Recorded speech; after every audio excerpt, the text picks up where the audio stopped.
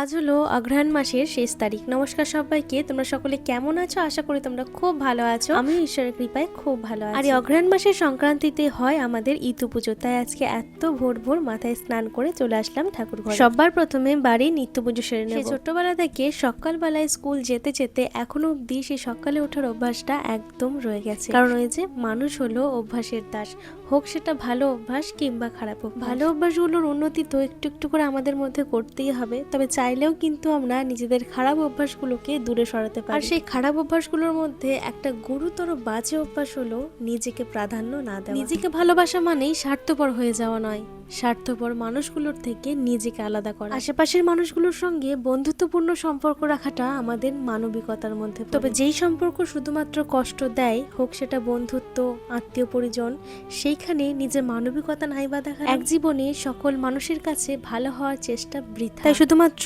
অন্যের ভালো লাগার জন্য নিজের খুশিকে বিসর্জন দেওয়া এই মুহূর্ত থেকে বন্ধ করে দাও। বাড়ির পুজো শেষ হওয়ার পর এখন চলছে ইতু পুজোর জোগাড় জান্তি। পুজোতে কি কি লাগে এবং কিভাবে পুজো করতে হয় সেটা নেক্সট পার্ট।